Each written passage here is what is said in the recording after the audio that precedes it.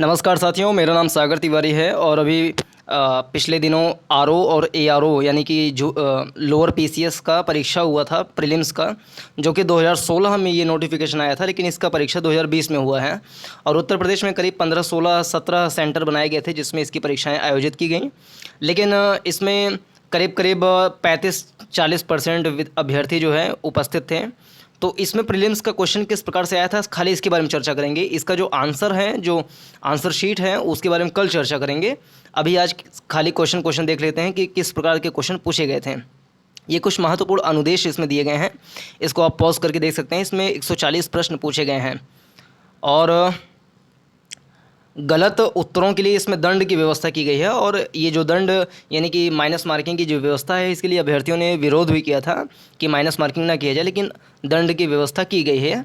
इसमें 1/3 दंड का रूप है, दंड के रूप में इसको विभाजित किया गया है। मतलब कि यदि आप 4 प्रश्न को अटेंड करते हैं जिसमें से तीन प्रश्न आपका गलत होता है, एक प्रश्न सही होता है, तो चारों प्रश्न गलत माना जाएगा। और ये लास्ट वाला क्या है, यदि उम्मीदवार द्वारा कोई प्रश्न हल नहीं किया जाता है, अर्थात उम्मीदवार द्वारा उत्तर नहीं दिया जाता है, तो उस प्रश्न के लिए कोई दंड नहीं दिया जाएगा।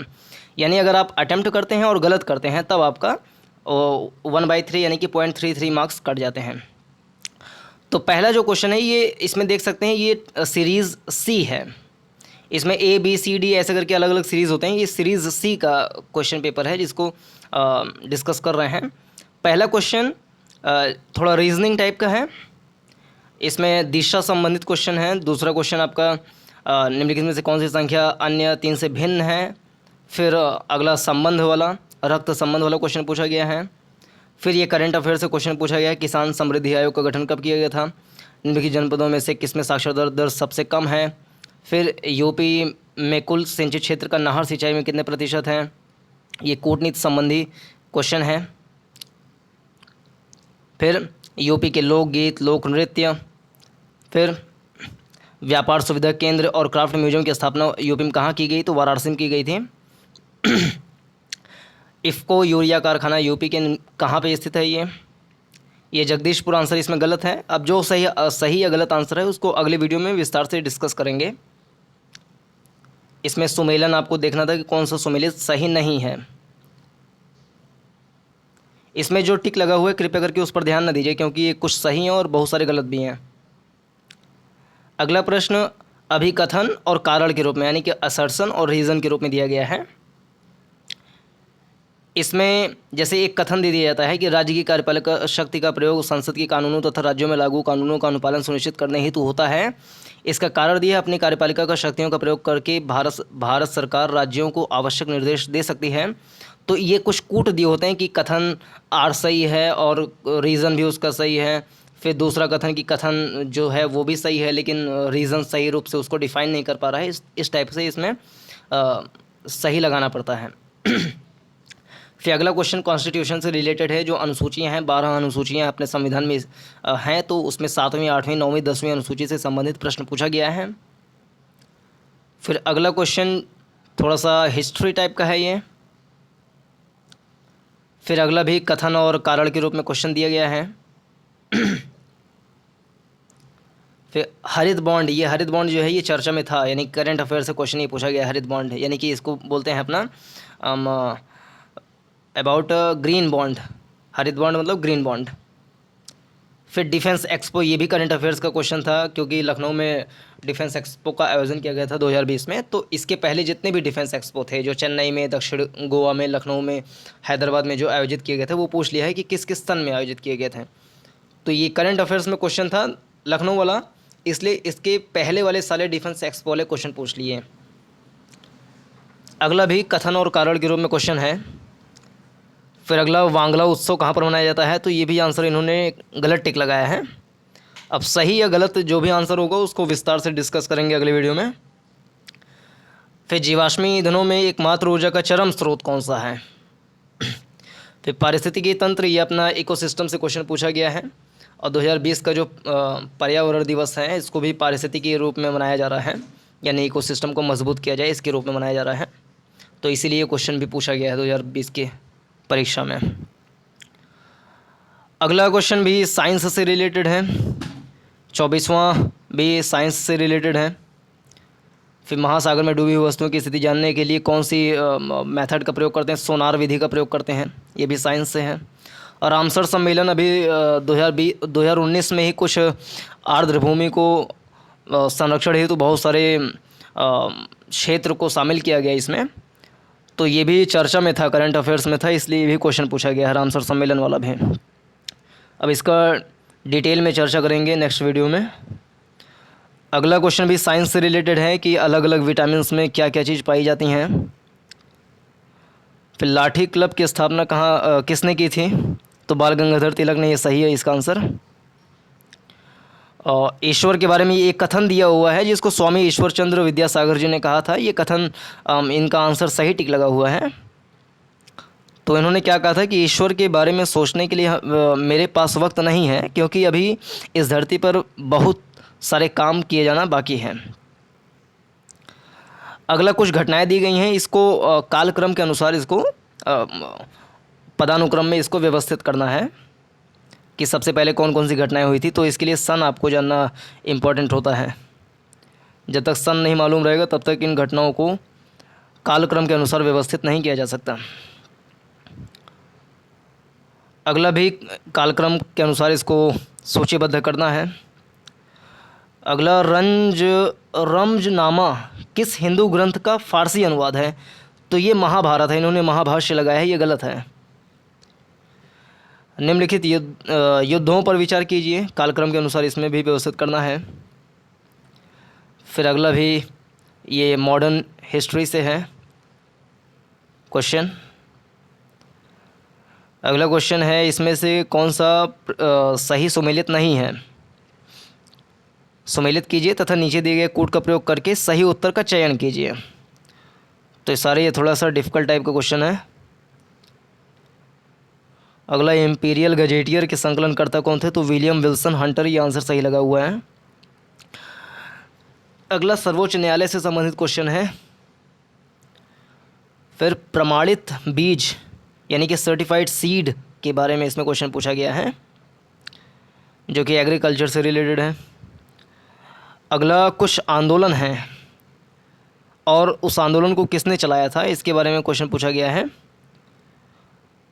इसमें कौन सा सही सुमेलित है ये बताना है। तो सेवाग्राम प्रोजेक्ट जो है इसको गांधी जी ने शुरू किया था शायद, और विनोबा भावे ने ग्राम दान का आरंभ किया था। अभी क्लियर नहीं है, अगली वीडियो में इसको क्लियर करेंगे। अगला कौन उत्तर प्रदेश के सर्वाधिक फसल क्षेत्र के अंतर्गत सही सुमेलित नहीं है, तो सरसों आगरा में ज़्यादा होता है, आलू फर्रुखाबाद में, मक्का वाराणसी में, तिल हमीरपुर में। तो कौन सा सही सुमेलित नहीं है बताना है। मक्का वाराणसी में होता है ज़्यादा, मक्का वाराणसी में ज़्यादा होता है, ऐसा तो कुछ नहीं है। तिलहन भी होता है, वाराणसी में भी तो तिलहन वगैरह सब कुछ होता है, लेकिन कौन सी चीज़ें ज़्यादा होती हैं उसको डिस्कस करेंगे नेक्स्ट वीडियो में। देश की पहली इंटरसिटी इलेक्ट्रिक बस सेवा फरवरी 2020 में पब्लिक प्राइवेट साझेदारी मॉडल के अंतर्गत शुरू करने वाला राज्य कौन सा था, तो this is an important question. अगला deposit insurance and credit guarantee insurance निगम के संदर्भ में सही कथन को जांचना है, फिर कूट में से सही को चुनना है। अगला क्वेश्चन भी इसी प्रकार का है कि बैंक एक तरफ दिया है, एक तरफ प्रकार दिया है, तो कौन सा बैंक विदेशी है, सहकारी है, या निजी है, या सार्वजनिक है। फिर अगला भी अभिकथन और कारण के रूप में दिया गया है।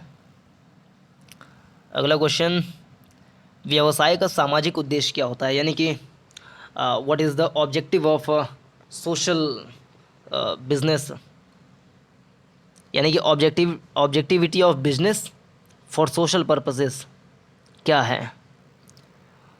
तो शायद इसमें रोजगार सृजन होना चाहिए, लेकिन इसको डिस्कस करेंगे बाद में। 2011 की जनगणना के अनुसार निम्नलिखित राज्यों में से किसमें नगरीकरण का स्तर सबसे निम्न था। अगला केंद्र शासित राज्यों में जरवा जनजाति का निवास स्थान कहाँ है, तो जो जनजातियाँ करंट में चलती रहती हैं उनके बारे में क्वेश्चन पूछ लेते हैं। जैसे अभी मेघालय में ब्रू जनजाति से संबंधित क्वेश्चन जो है त्रिपुरा में वो चर्चे में बना हुआ है, और महाराष्ट्र में एक जनजाति है वो भी चर्चा में बनी हुई है। तो इस प्रकार की जो जनजातियाँ चर्चा में रहती हैं उसके बारे में क्वेश्चन पूछ लेते हैं। अगला भी सुमेलन से संबंधित है कि कौन सा खनन क्षेत्र में किस प्रकार के खनिज पाए जाते हैं। अगला प्रश्न, भारत में मानसून की उत्पत्ति कहाँ पर होती है? तो इसमें गलत ऑप्शन लगा हुआ है, दक्षिण पश्चिम पवनों के द्वारा मानसून की उत्पत्ति होती है भारत में। अगला, निम्नलिखित में से किस राज्य से कर्क रेखा नहीं गुजरती? तो कर्क रेखा भारत की 8-9 राज्यों से गुजरती है। गुजरात से होते हुए गुजरात, फिर राजस्थान, छत्तीसगढ़, झारखंड, पश्चिम बंगाल से, फिर त्रिपुरा, मेघालय, यहाँ सबसे होकर गुजरती है 8-9 राज्यों से। तो इसमें कौन से राज्य से नहीं गुजरती है ये पूछ रहा है। तो त्रिपुरा, मणिपुर, त्रिपुरा से गुजरती है, छत्तीसगढ़ से भी, मिजोरम से भी, मणिपुर ये होना चाहिए।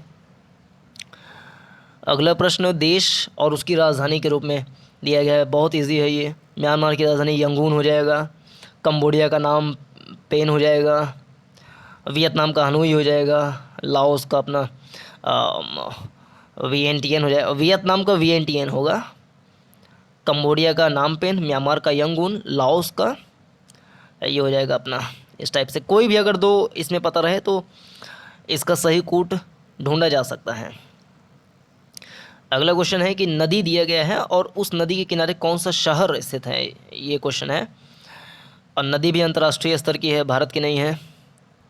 तो भारत में जो प्रमुख नदियां हैं उसके किनारे स्थित शहरों और साथ साथ में जो विश्व के प्रमुख शहर हैं वो किन नदियों के किनारे स्थित है, ये भी प्रश्न महत्वपूर्ण बनता है सिविल सर्विसेज के एग्जामिनेशन में। फिर जुलाई 2020 में भारत सरकार द्वारा शुरू किया गया प्रेरक दौड़ सम्मान निम्नलिखित में से किससे संबंधित है? अगला, 2011 की जनगणना के अनुसार भारत के निम्नलिखित में से किस राज्य में अनुसूचित जाति की जनसंख्या 0 है? तो 2011 की जनगणना वाला जो सेंसस वाला टॉपिक होता है that plays a very important role in every exam of civil services. अगला, भारत सरकार द्वारा जून जुलाई 2020 में मनाया गया संकल्प पर्व। ये संकल्प पर्व, इससे रिलेटेड एक वीडियो बनाया था करीब 15-20 मिनट का, ये वृक्षारोपण से संबंधित है संकल्प पर्व वाला। नीली क्रांति, ये मछली उत्पादन से। चित्रकूट जलप्रपात कहाँ पर स्थित है, किस नदी पर स्थित है? अगला, कुमायूं हिमालय किन किन नदियों के बीच में स्थित है?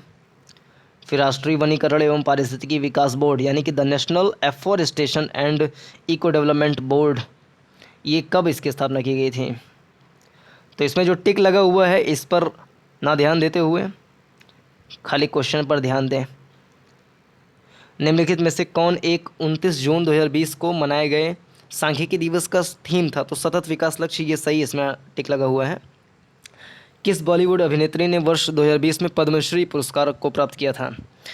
तो इस समय कंगना रनौत जी बहुत चर्चा में है। जब से सुशांत जी का कथित रूप से आत्महत्या का केस हुआ है तब से ये चर्चे में है और इसी कारण से ये क्वेश्चन भी पूछा गया है। तो इसमें कंगना रनौत सही आंसर है। अगला, जनवरी 2020 में कितने पद्म विभूषण पुरस्कार मरणोपरांत प्रदान किए गए थे? तो इसमें 4 हो जाएगा। अंतर्राष्ट्रीय ओलंपिक समिति द्वारा किसे coaches life time achievement award 2019 से सम्मानित किया गया? अंतर्राष्ट्रीय मातृभाषा दिवस कब मनाया जाता है? तो ये 21 फरवरी को शायद मनाया जाता है।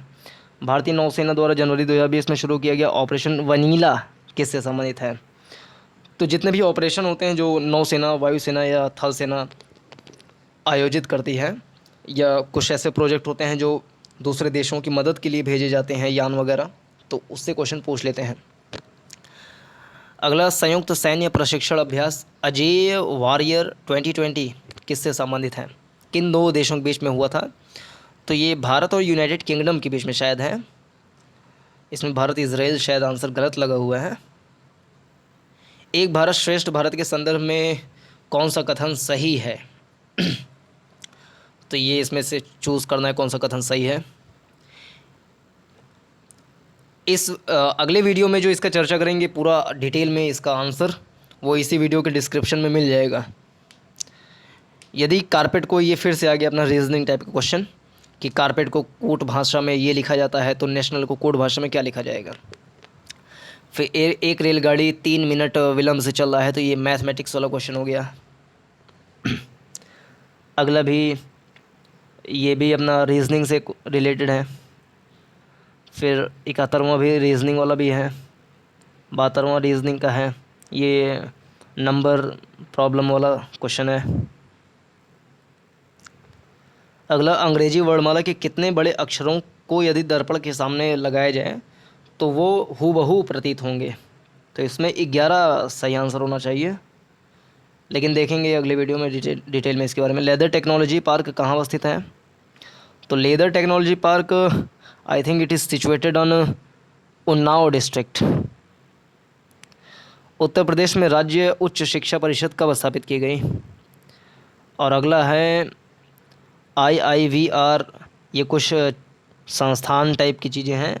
ये उत्तर प्रदेश के किन किन शहरों में अवस्थित हैं, ये इसमें बताना है, और कौन सा सही सुमेलित नहीं है ये चूज़ करना है। अगला, उत्तर प्रदेश में कुछ वस्तुएं जिनका उत्पादन होता है वो कहाँ कहाँ पर उत्पादन होता है इसके बारे में। जैसे ताला है तो अलीगढ़ ताला के लिए प्रसिद्ध है। बनारस है तो साड़ी के लिए प्रसिद्ध है, पान के लिए प्रसिद्ध है। बनारस में खिलौने भी बनाए जाते हैं अच्छी मात्रा में। तो बेंत व छड़ियाँ, ये थोड़ा खिलौने से रिलेटेड है, लेकिन वाराणसी में बेंत छड़ियाँ वाला बातें तो सुना नहीं है कभी।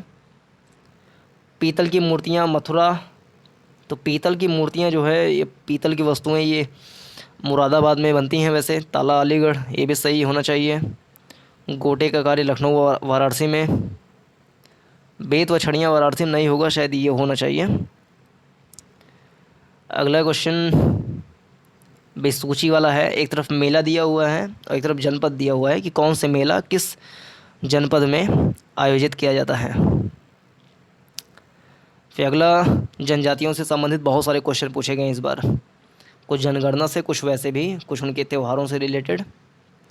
तो बुक्सा जनजाति जो है वो कहाँ पर पाई जाती है? तो बिजनौर इसका सही आंसर है। यूपी में कितने मुख्य कृषि जलवायु क्षेत्र हैं? अभी 3 शायद गलत भी हो, उसको बाद में देखेंगे। कार्यकारी न्यायाधीशों की नियुक्ति की जाती है तो किसके द्वारा की जाती है? निम्नलिखित में से कौन भारतीय संविधान के अनुसार सही सुमेलित नहीं है? तो ये भाग, किन किन भागों में कौन कौन से प्रोविज़न बनाए गए हैं उसके बारे में क्वेश्चन है। कॉन्स्टिट्यूशन से भी अच्छा खासा क्वेश्चन पूछा गया है। और मौलिक अधिकार से एक पृथक क्वेश्चन पूछा गया है कि जैसे अस्पृश्यता का अंत, ये अनुच्छेद 17, ये तो सही है। और धर्म की स्वतंत्रता अनुच्छेद 25, ये भी सही है। अल्पसंख्यकों के हितों का संरक्षण 29, ये भी सही है। गिरफ्तारी और निरोध विरुद्ध संरक्षण अनुच्छेद 23, ये तीनों सही है, तो ये वाला गलत होना चाहिए। फिर अगला, WTO के अंतर्गत सरकारी न्यूनतम समर्थन मूल्य MSP एवं बाजार मूल्य के अंतर जब सीधे किसानों को भुगतान किया जाता है तो उसे क्या कहते हैं? अगला, बजट से क्वेश्चन पूछा गया है कि हाल में घोषित केंद्रीय बजट 2020-21 में किस योजना में बजट आवंटन 2019-20 की तुलना में कम हुआ है? 2019-20 में जितना बजट किया गया था वो 2020-21 बजट में कुछ कम कर दिया, किस चीज़ में? तो ये इसमें पूछा गया है क्वेश्चन। अगला, उपायों पर विचार करें जिन्हें RBI अर्थव्यवस्था में मुद्रास्फीति को नियंत्रित करने के लिए प्रयोग में लाती है। तो ये इकोनॉमिक्स से क्वेश्चन हो गया। भारतीय राष्ट्रीय कैलेंडर का प्रथम महीना कौन सा है? तो प्रथम महीना चैत्र होता है, इसमें इन्होंने चैत्र लगाया है।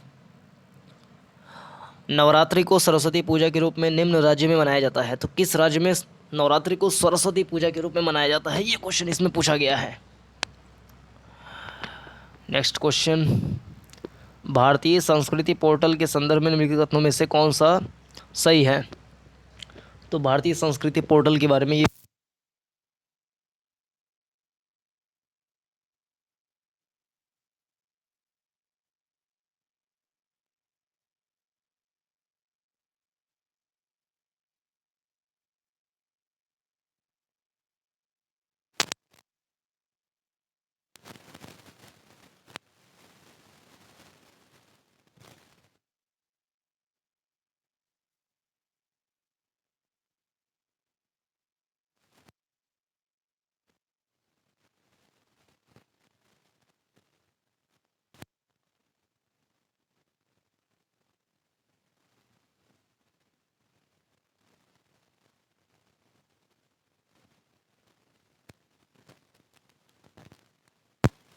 जाते हैं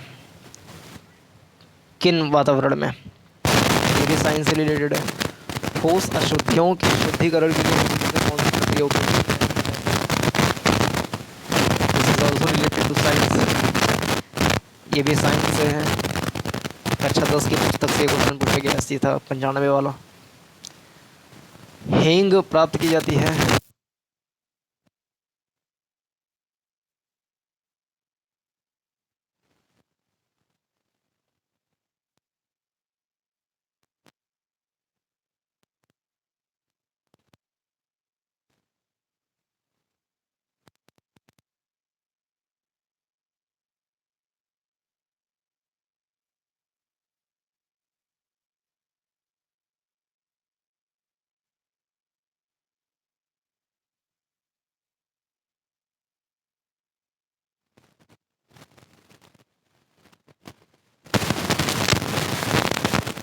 8 में ये सारी घटनाएं हुई थी, लेकिन कौन सी घटना 1908 में नहीं हुई थी?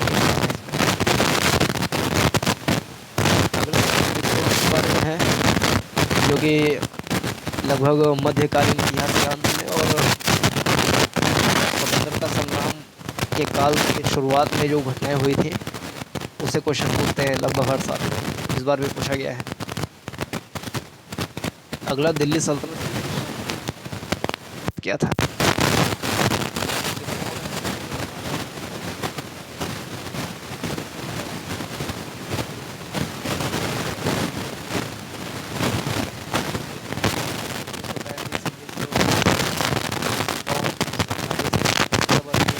ये जानकारी होना जरूरी है इसके लिए।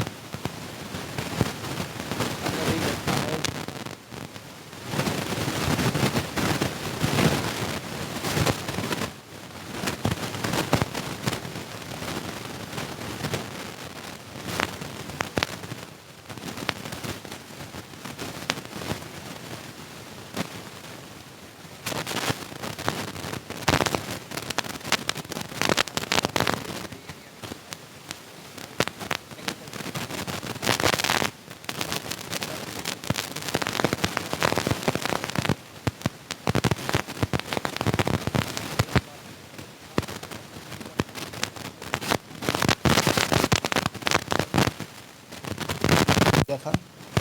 तो इसमें रिलायंस इंडस्ट्री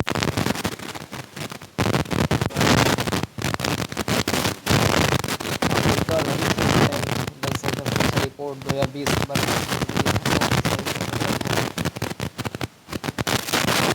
अगला लखनऊ टावर किया गया कि निगम पर आयकर सेवा शुल्क केंद्रीय उत्पाद शुल्क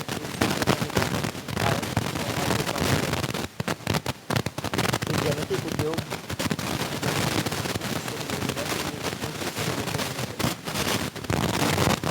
निम्नलिखित भारत की नदियों में कौन कर्क रेखा को 2 बार काटती है? तो गुजरात में नदी है जो कि कर्क रेखा उसको, ये बहुत इंपॉर्टेंट क्वेश्चन है, कई सारे क्वेश्चन एग्जाम में पूछा जाता है ये। अगला निम्नलिखित जनगणना वर्षों में जनांक के इतिहास के महान विभाजक के रूप में 1921 इसका सही आंसर है।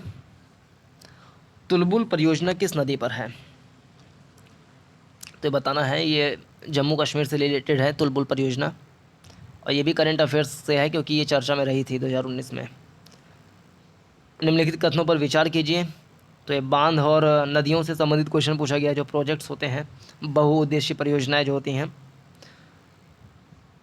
और राष्ट्रीय हरित अधिकरण यानी कि नेशनल ग्रीन ट्रिब्यूनल की स्थापना कब की गई थी? फिर देश पूछा गया है, और वहाँ पे कौन सा लौह अयस्क उत्पादित होता है, इसके बारे में पूछा गया है। निम्नलिखित में से कौन एक सही सुमेलित है? यानी कि जो दुनिया भर के इंडस्ट्रीज़ हैं वो किन किन प्रमुख शहरों में या देश में अवस्थित हैं, ये इससे रिलेटेड क्वेश्चन पूछता है। मेंस में भी क्वेश्चन पूछता है और प्रीलिम्स में भी क्वेश्चन पूछा है इस टाइप का। यानी कि उद्योगों के स्थापित होने के लिए जो महत्वपूर्ण कारक होते हैं, और कोई विशेष प्रकार की इंडस्ट्री वहीं पर क्यों अवस्थित हुई है, तो इस प्रकार के क्वेश्चन पूछते हैं। निम्नलिखित देशों में कौन अफ्रीका के पश्चिमी तट पर नहीं है? तो मैप के बारे में अच्छे से जानकारी होनी चाहिए। वन अनुसंधान संस्थान कहाँ पर है? तो देहरादून में, ये सही है। भारत का ओशनिक नेशनल पार्क कहाँ पर है? फिर भारत की पहली semi high speed train Vande Bharat किसके बीच में चलती है? तो वाराणसी नई दिल्ली के बीच में। सही है ये। भारत के निम्नलिखित नगरों में से किसमें देश का प्रथम कृत्रिम रबड़ संयंत्र लगाया गया है? फिर भारत में सबसे बड़ी तेल शोधनशाला कहाँ पर है? लंबी तट रेखा वाला राज्य कौन सा है? भारत का कौन सा राज्य सर्वाधिक लंबी तट रेखा वाला राज्य है? इसमें गुजरात सही होना चाहिए वैसे। अगला ये भी ज्योग्राफी से रिलेटेड है, जो भू आकृतिक विज्ञान होता है, भू आकृतिक भूगोल यानी कि जियोमॉर्फोलॉजी से रिलेटेड क्वेश्चन पूछा गया है। फिर अगला 2020 में जो अमेरिकी राष्ट्रपति का भारत यात्रा हुआ था, जिसको नमस्ते ट्रंप नाम दिया गया था, उसके बारे में क्वेश्चन पूछा गया। इसमें करंट अफेयर से रिलेटेड है ये भी। 2020 में गठित राम मंदिर ट्रस्ट, जो राम मंदिर ट्रस्ट तीर्थ की स्थापना जो की गई थी, उसके रूप में उससे रिलेटेड क्वेश्चन पूछा गया है कि कौन से व्यक्ति हैं जिनको कौन से पद दिया गया है। तो ये महत्वपूर्ण क्वेश्चन है और इस समय भी बहुत चर्चा में बना हुआ है। मेंस में भी ये क्वेश्चन या एसए में पूछ सकते हैं, ऐसी संभावना बनती है। अगला प्रश्न ऑस्कर पुरस्कार से संबंधित है, किसको मिला था? खेलो इंडिया विश्वविद्यालय की स्थापना कहाँ की गई है? फिर अगला भी रीजन असर्शन और रीजन के रूप में क्वेश्चन है। फिर ऑस्ट्रेलिया में फरवरी मार्च 2020 के दौरान आयोजित आईसीसी महिला T20 विश्व कप में कितनी टीमों ने भाग लिया था? फिर कुष्ठ रोग के खिलाफ किए गए प्रयासों हेतु कुष्ठ रोग दिवस कब मनाया जाता है? तो वो गांधी जी के जो मृत्यु हुआ था 1948 में 28 फरवरी को मनाया जाता है कुष्ठ रोग दिवस। तो अंतर्राष्ट्रीय गांधी पुरस्कार 2020 किसको मिला था, ये क्वेश्चन पूछा गया। अगला भी रीजनिंग से रिलेटेड है, फिर ये भी रीजनिंग से, ये भी रीजनिंग, और लास्ट वाला भी रीजनिंग से रिलेटेड है। तो ये था 2016 का ARO का परीक्षा का प्रीलिम्स वाला, जो कि सामान्य अध्ययन का है। सामान्य हिंदी का जो क्वेश्चन है उसको भी अगले वीडियो में अपलोड कर देंगे, और इसका सही आंसर क्या है उसको एक्सप्लेन करते हुए अगले वीडियो में डिस्कस करेंगे विस्तार से। उम्मीद करते हैं वीडियो समझ में और पसंद में आई होगी। इसको अपने साथियों के साथ शेयर कीजिए ताकि उनको भी इसका लाभ प्राप्त हो सके। वीडियो को देखने के लिए बहुत बहुत धन्यवाद। नमस्कार। जय हिंद।